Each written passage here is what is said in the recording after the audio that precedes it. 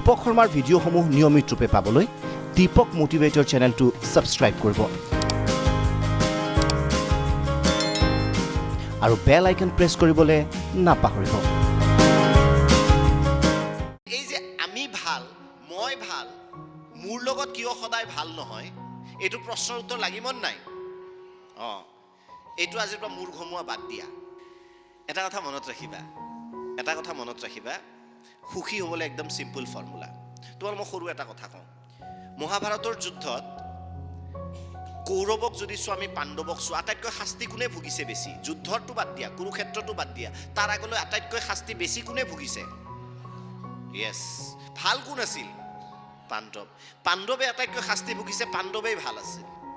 কৌৰৱ বেয়া আছিল, কিন্তু মৃত্যুৰ আগমুহূৰ্তলৈকে এনজয় বুলি কয় যিটো তোমালোকৰ ভাষাত, লাইফটো এনজয় কোনে কৰিছে? কৌৰৱে। অৰ্থাৎ সেই প্ৰপজিশ্যনটোৱে আকৌ আহিল যে ভাল মানুহৰ লগত সদায় বেয়া হয় আৰু বেয়া মানুহৰ লগত সদায় ভাল হয়, তেনেকুৱা যেন লাগিছেনে?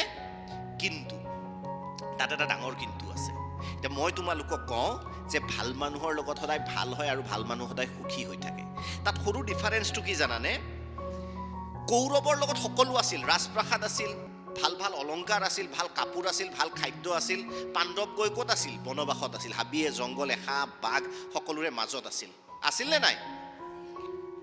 এতিয়া সুখী কোন যেন লাগিছে? আমাৰ কৌৰৱ যেন লাগিছে। কিন্তু মই তোমালোকক কওঁ, সুখী আছিল পাণ্ডৱ। দে আৰ ছাকচেছফুল। তেনেকুৱা ছাকচেছফুল হোৱা কিয় জানানে? কৌৰৱৰ মনত সদায় এটা মানসিক অশান্তি আছিল। কেনেকুৱা মানসিক অশান্তি আছিল? কৌৰৱে সদায় ভাবি আছিল যে এইকেইটাক আমি কেনেকৈ পৰাজিত কৰিব পাৰোঁ। আমাৰ যিটো ৰাজসত্তা আছে, আমাৰ যিটো ৰাজপ্ৰসাদ আছে, আমাৰ পৰা ইহঁতে লৈ যাব নেকি? সদায় এটা চিন্তাই মূৰত খুলি খুলি খাই আছিল নে নাই? পাণ্ডৱৰ তেনেকুৱা একো চিন্তা নাছিল। য'ত যাব দিছে তাত গুচি গৈছে, হাবি জংঘলত থাকিব দিছে হাবি জংঘলত থাকিছে, যি খাব পাইছে তাকে আছিল। তেওঁলোকেতো কৌৰৱৰ পৰা প্ৰতিশোধ লোৱাৰ কিবা চিন্তা আছিল জানো মনত? অৰ্থাৎ যি পাইছোঁ আমি জীৱনত তাত কি হৈ আছোঁ? সুখী হৈ আছোঁ, মানসিক উদ্বেগ নাই। কিন্তু কৌৰৱৰ সকলো থাকিও কি আছিল?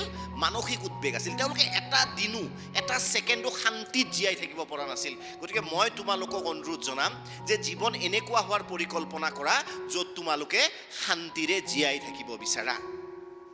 গতিকে জীৱনটো শান্তিময় হোৱাটো দৰকাৰী। অৰ্থাৎ তুমি যিটো পজিশ্যনত আছা, তুমি যিখন ঘৰত জন্ম পাইছা, তোমাৰ যিখিনি সংসাধন আছে, তোমাৰ যিখিনি ইনফ্ৰাষ্ট্ৰাকচাৰ আছে, বি হেপ্পী উইথ ডেট।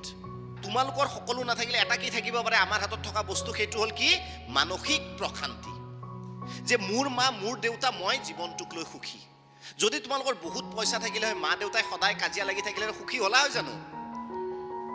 কমচে কম আমাৰ ঘৰত মা দেউতাটো সুখী, মায়ে ধুনীয়াকৈ বাট বাঢ়ি দিয়ে, দেউতাই খায়। এনেকুৱা যদি হ'ল হয়, দেউতাই গৈ কেনে কোনোবা বাৰ এটাত গৈ মদ খাই আছে, ৰাতি ঠিক নাই কেইটা বজাত আহে, মায়ে ৰখি ৰখি শুই গ'ল, তোমাৰ লগত এটা মাতখাৰ নাই, মাজনী ক'ত গ'লা, মইনা কলেজৰ পৰা আহিলানে, তেনেকুৱা এজন জীৱ বিচৰা নেকি? গতিকে আমি যিটো পজিশ্যনত আছোঁ, আমি সেইটোত কি হ'ব লাগে?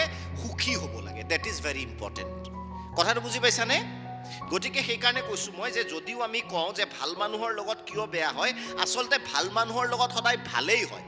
তোমালোক যিহেতু মই সুধিছিলোঁ আৰম্ভণিতে যে তোমালোক ভাল নে বেয়া, তোমালোক কৈছিলা নহয় ভাল। তোমালোক যিহেতু ভাল, তোমালোকৰ সৈতে সদায় ভালেই হ'ব। ভাল হোৱাৰ অৰ্থ এইটো নহয় যে তোমালোকৰ 4 মহলীয়া এটা অট্টালিকা হ'ব। ভাল হোৱাৰ অৰ্থ নহয় যে তোমালোকৰ কেৱল এখন ডাঙৰ দীঘল গাড়ী হ'ব। ভাল হোৱাৰ অৰ্থ এইটো যে মা দেউতা ভাইটি ভণ্টি সকলোৱে মিলি এখন সুখৰ আৰু সোণৰ সংসাৰ থকা, সেই সংসাৰখন তোমালোকৰ হাতত আছে আৰু এতিয়াও ঘৰত আছে বুলি মই ভাবোঁ। সেইখনৰ ওপৰত গুৰুত্ব দিয়া জীৱনত সুখী হৈ থাকিবা।